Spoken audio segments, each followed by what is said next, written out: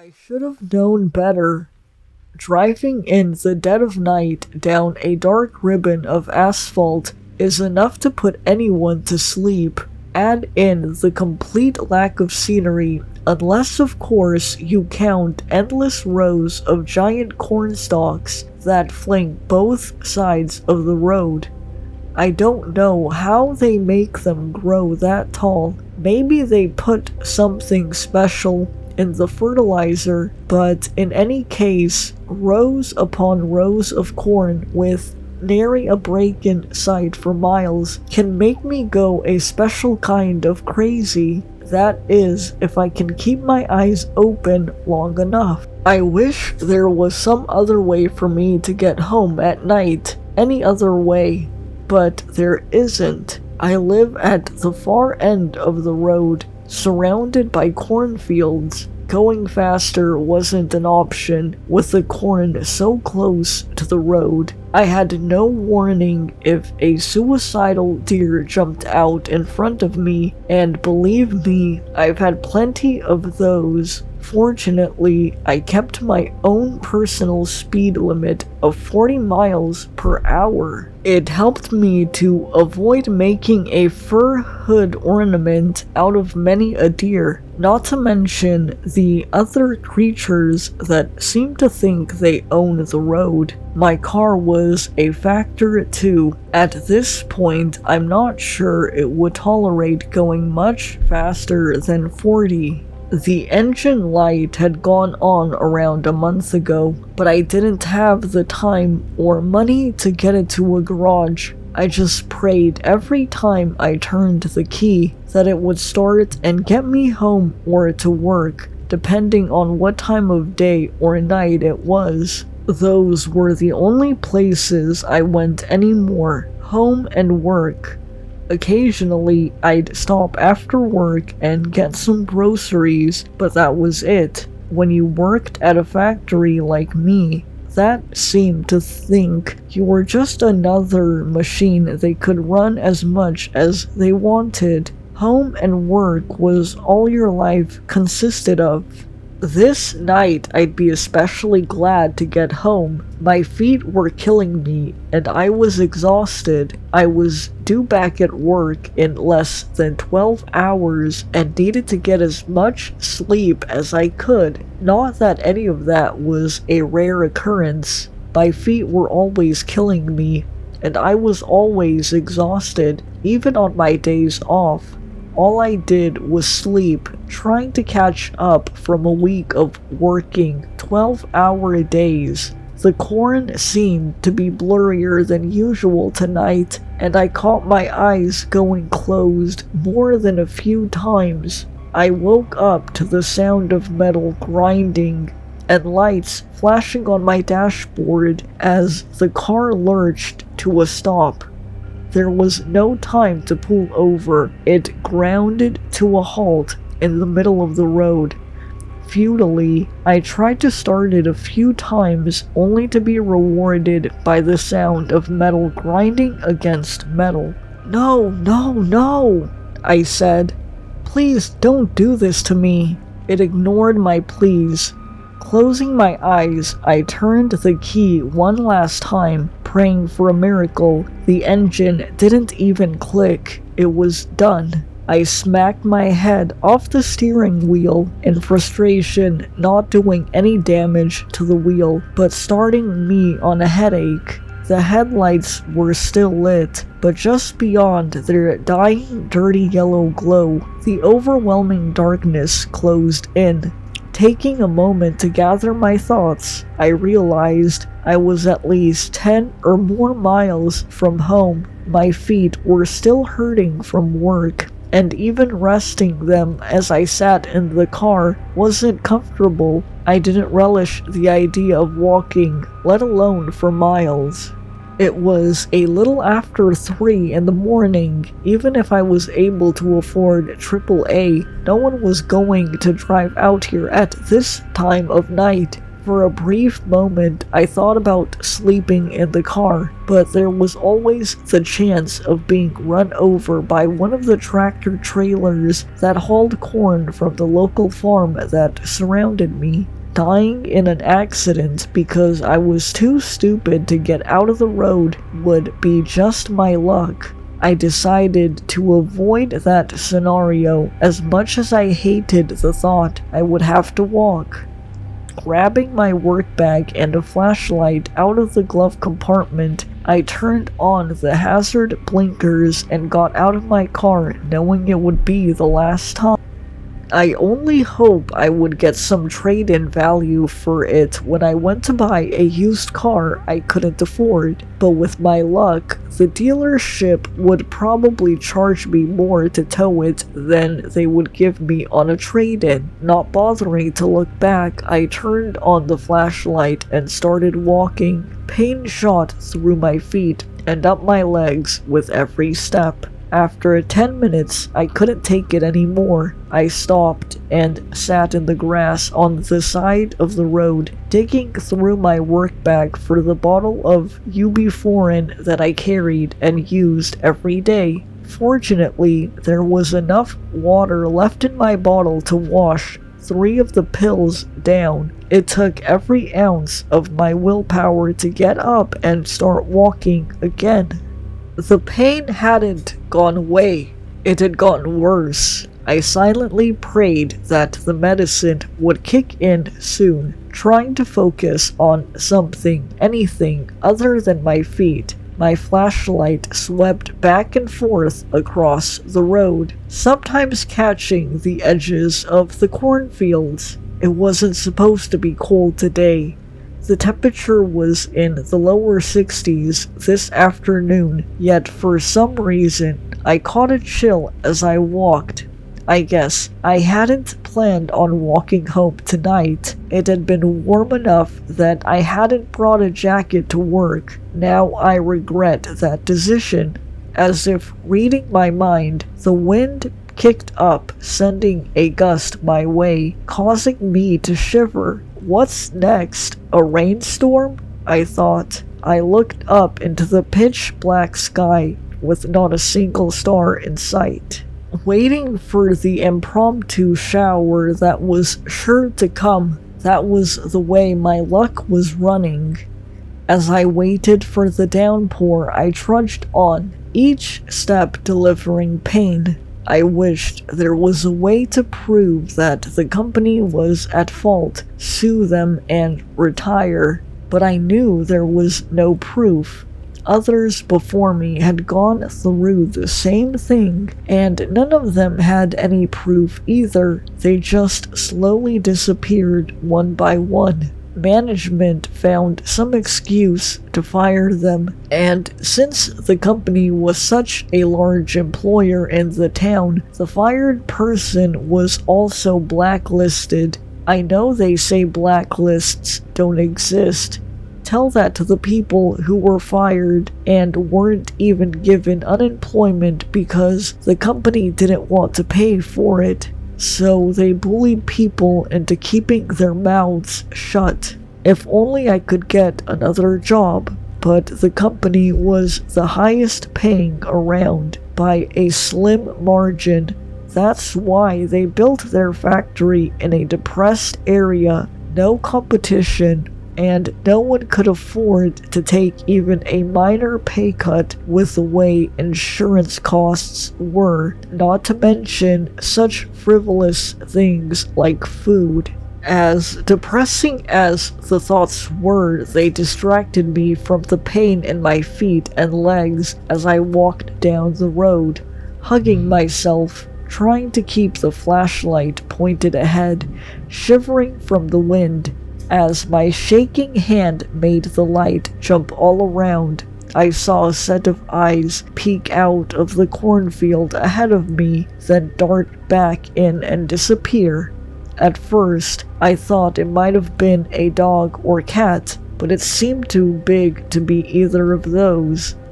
That thought concerned me. Having something bigger than a dog peeking out of the cornfield at me when I was miles away from any help or shelter wasn't high up on my to-do list at the moment, but the fact that it ducked back into the field gave me a boost of confidence, knowing that it was more afraid of me than I was of it. When I got to the point where the animal had peeked out, I slowed and shone my light in through the impenetrable curtain of corn stalks. There were no eyes and nothing jumped out at me, so I shrugged and continued my painful march toward home.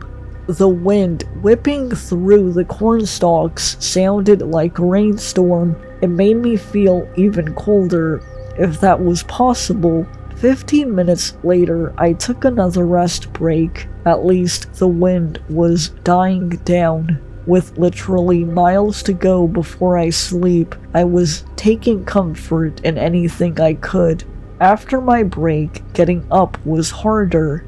The pain had gotten worse instead of better. I didn't even want to think of the blisters forming on my feet, or how I was going to get to work later on today. It didn't matter if you'd never taken a sick day in your life.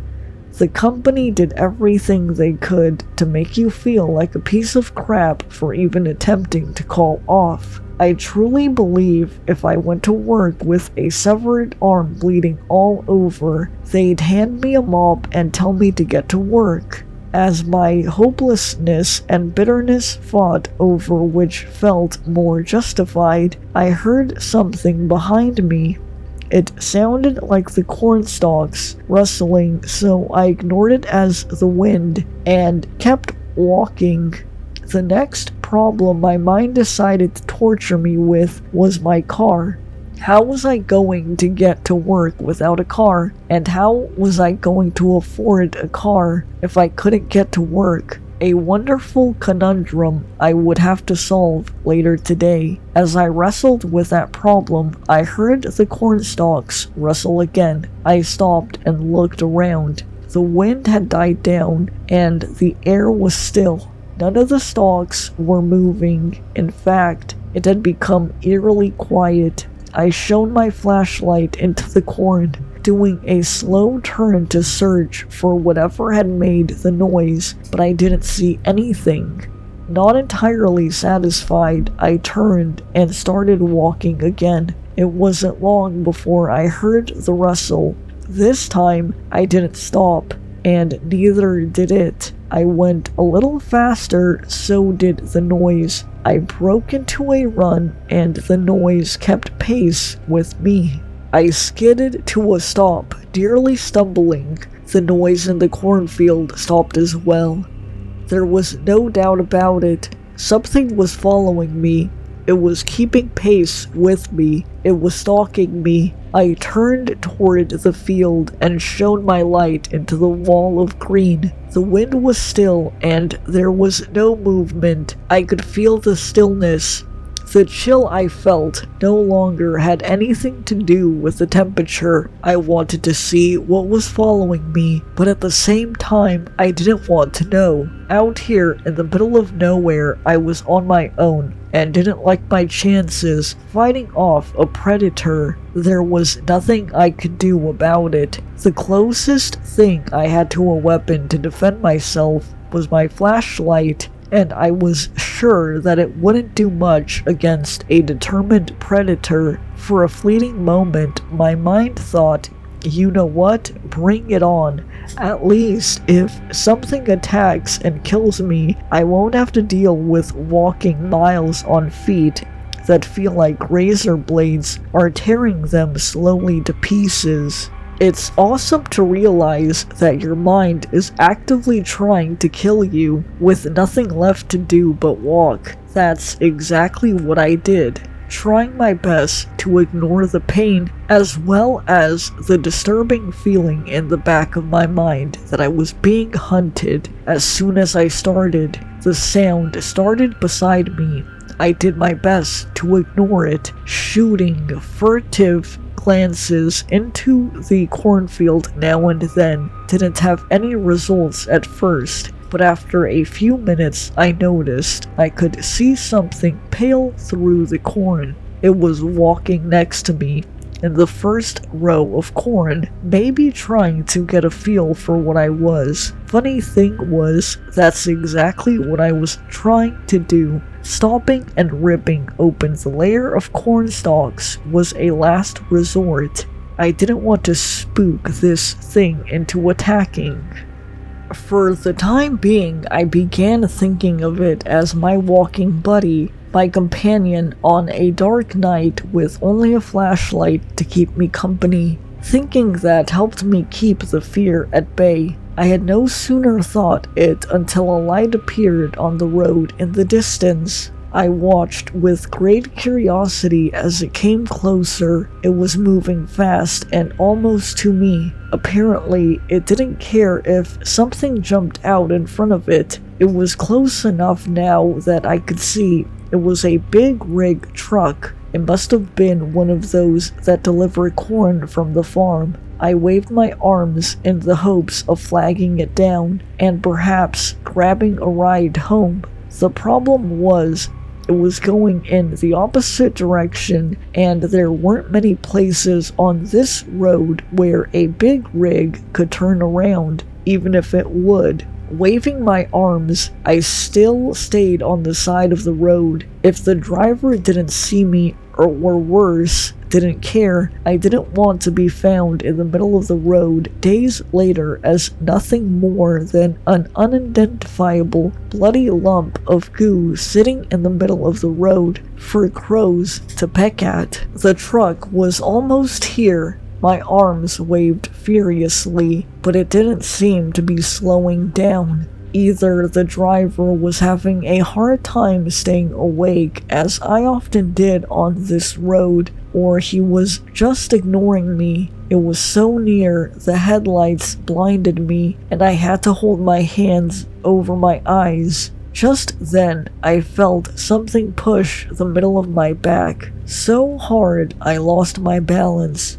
and fell in the middle of the road with the truck bearing down on me. My mind went into panic mode and I scurried like a crab toward the side of the road, the truck's tires missing me by mere inches. As I rolled into the grass on the far side of the road, the wind from the passing truck washed over me so strong, if I'd been standing, it could have knocked me down.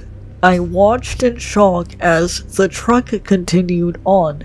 Its brake lights didn't even flash for a moment. Hopelessness and rage fought for control as I watched the lights disappear into the distance. It didn't even dawn on me how I had ended up in the middle of the road until I stopped to think about it. Someone or something had pushed me. Someone or something wanted me dead. I shone my light over in the corn and stared at the other side of the road. Something in the corn stared back. All I could see was a pair of glowing eyes. They were somewhere between white and yellow. I seem to remember reading somewhere that a predator's eyes would shine white or yellow when reflecting light. This, plus the fact that this thing had just tried to commit truckside, made me think the chances of getting me home tonight in one piece were next to zero. It must have sensed my fear and felt emboldened by it, because it stepped out of the corn toward me. It took my mind a moment to sink in what I was even seeing. It was hideous, with large protruding eyes, pale skin, and many more arms or legs than any animal was supposed to have. At least any natural animal. The extra arms dangled just behind its neck, but they looked oddly human, with the exception of thorns growing out of them and razor-sharp claws. It looked like something out of a horror movie, as if someone had been playing around in the gene pool and the lifeguards blew the whistle on them. It was bigger than a dog, but had no fur, like it had been skinned. The thing that sealed the deal was its enormous sharp teeth that it showed when it hissed at me and started across the road. I didn't hesitate. I turned and ran into the field on my side of the road. When I was younger, my friends and I used to play hide and seek in the cornfields, and one of the first things I learned was never run in a straight line. I zigzagged and doubled back as the terror in my mind gave my feet the will and strength to escape. At least, the moon was half full, or was it half empty, giving me a little light to see my path. And then, as suddenly as I'd started, I stopped, dropped, and did everything I could to be as quiet and still as possible. It wasn't easy, especially at first when my breaths were coming in ragged gasps, and I had to cover my mouth, trying to breathe slowly and quietly when my oxygen-starved lungs were screaming for more air as quickly as possible. One of the lessons I'd learned early on in my hide-and-seek career was when you dropped, make sure you're in a comfortable position. I'd forgotten that lesson tonight, maybe out of sheer terror. When I dropped instead of sitting, I was on my knees in the ready position in case I had to run quickly, a wise position to be in if I were to be found right away.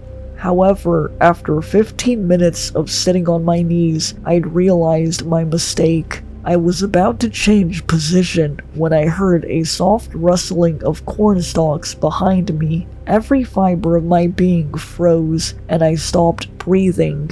It moved slowly, searching methodically, even though I knew it was trying to make as little sound as possible. I could hear the soft rustle of cornstalks brushing against it, and feel the ground give slightly with every step it took. It was in the row beside me. I knew it was a bad decision, but I looked over at the spaces in between the stalks, at its horrifying body. It was bigger than a dog, but the extra arms it didn't walk on were covered with sharp-looking thorns and claws. I didn't dare look up as far as its face and mouth for fear I would start running right then. And then it hit me. If I could see it, then it could possibly see me. Was this thing just toying with me? I'd seen that so many times as a kid. The seeker would pretend not to see someone hiding and pass by, only to jump back and scare the crap out of the hider a moment later. This creature was almost past me. Was I about to suffer the same fate? Would it pass me, letting me believe I was in the clear only to whip around and sink its claws and teeth into me? I was about to start shaking. I could feel it. I had to get that under control real quick. There was still a chance it hadn't seen me. That was the hope I clung to. If it knew I was here, there was nothing I could do about it anyway. I wasn't that little kid anymore. I couldn't jump up and sprint at a moment's notice. I was amazed my feet had allowed me to run into the cornfield, and there it was. I hadn't thought about my feet the entire time. I was running in fear, but now that I wasn't, the pain came back stronger than ever. It was all I could do not to gasp from the strength of it.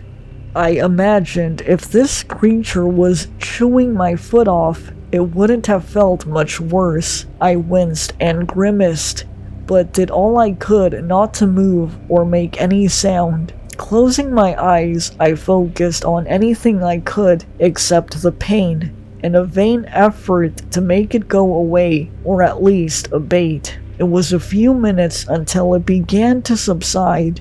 When I opened my eyes, the creature was gone, not just further down the row, gone, like vanished. At first, I felt relieved, but then I realized I had no idea where it was. It could literally be right behind me, and I wouldn't know. I felt the panic rising in my mind and had to fight to keep it down. Okay, it passed me, so unless it knows I'm here, I thought, there's no reason it would stick around this area with so much more field to search. If it does know I'm here, I'm dead anyway, and there's nothing I can do about it. At least, if I die, my feet won't hurt anymore. As strange as it sounded, that seemed to calm me down for the moment. Next, I focused on getting in a more comfortable position. My knees were screaming for mercy. I turned and sat in the cold dirt, making surprisingly little sound. Now was the time to rest for a minute, then consider my options. I still had my flashlight, but I didn't dare turn it on. At least I was getting a little light from the moon. Somewhere during the commotion, I must have dropped my bag. A shame really, because I could have thrown it in the opposite direction to misdirect the creature. Sitting there was an option, but it wasn't one that would get me home. I could crawl out to the road and continue on my way, hoping that the creature was so busy searching for me and wouldn't notice. I chuckled softly at the ludicrousness of that plan, and then I stopped. Why not? I thought. If it already passed me and didn't know I was there, maybe it would keep searching, oblivious that I had quit the deadly game of hide and seek and was heading home. The longer I thought about it, the more plausible it seemed. At least it was a plan, something to focus on rather than impotent fear. I turned around as quietly as possible and began crawling toward the road. After a short time, I'd had enough of that and stood, stepping sideways to brush against as few of the leaves as possible. I found the noise I made this way was less than what I did while crawling, but it was still a noise. I had no idea how near or far that thing was, and if it was close. It was bound to hear me. The thought made me want to go faster, but I realized that panic would only get me caught. Besides, maybe it was making just as much noise looking for me.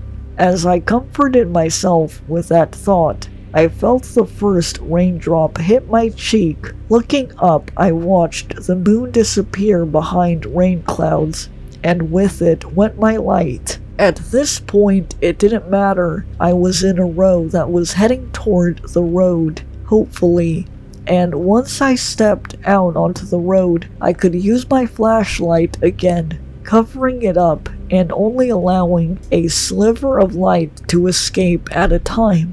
I kept walking, glancing behind me from time to time as the rain intensified. It wasn't long until the fear of the last hour or so gave way to shivering. As the cold rain soaked into my clothes, I once again lamented not bringing a coat.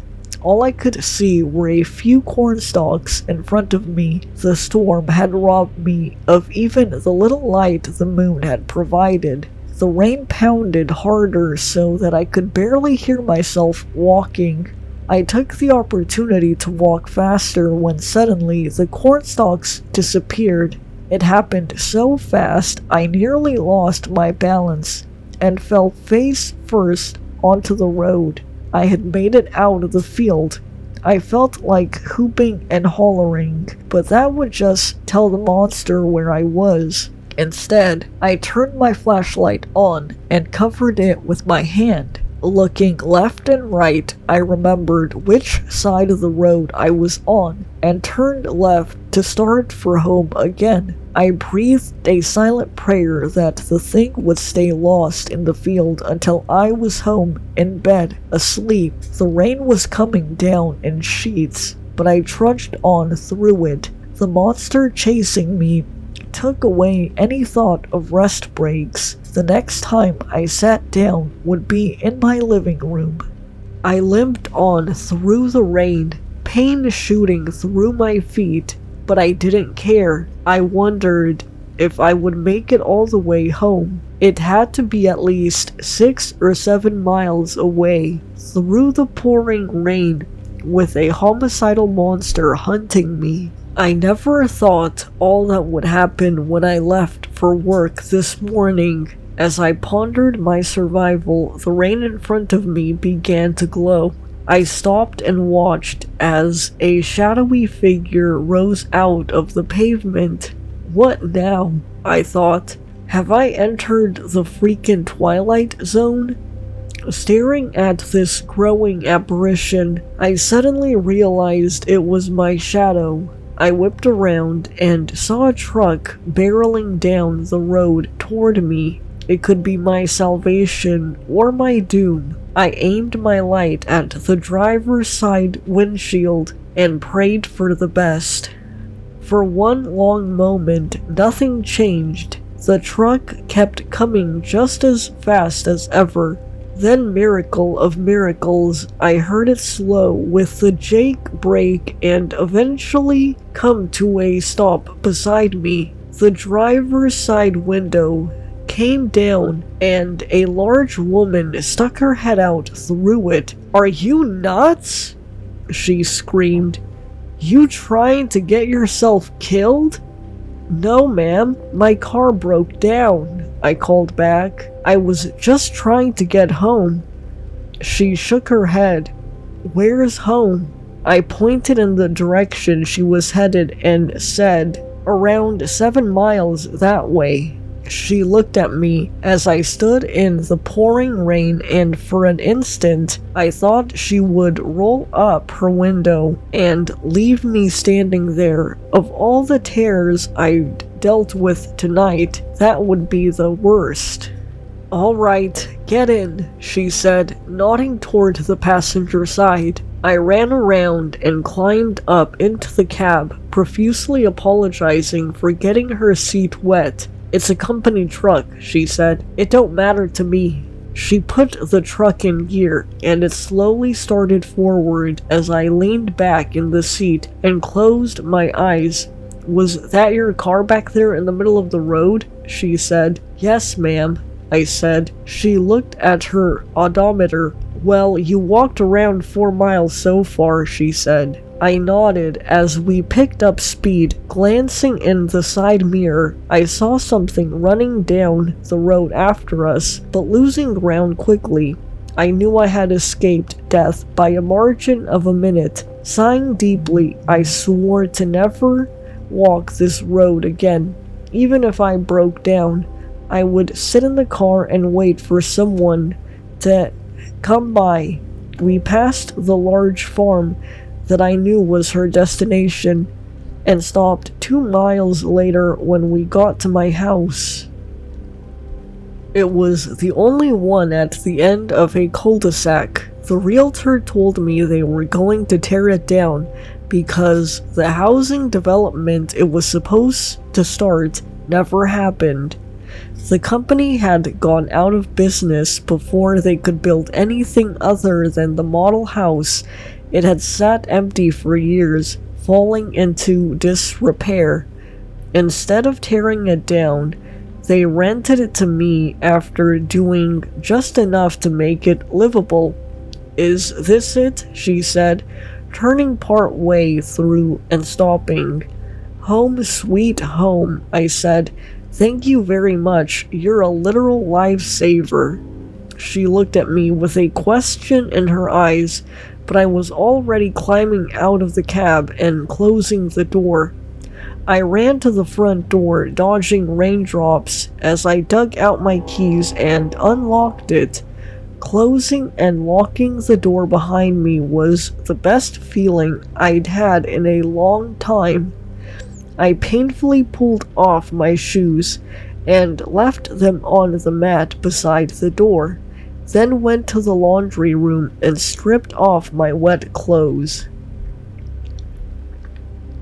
Next was a shower before throwing on a pair of pajamas and going to bed. Laying there under my warm blanket in my soft bed made the rest of the day feel like a nightmare. There was still the problem of what I was going to do about a car. And how was I going to get to work? But those would wait until I got a good night's sleep. The last thing I thought about was that monster and how I'd cheated death. I wondered how many of those things were roaming around, what it was, and how many people had disappeared like I nearly had.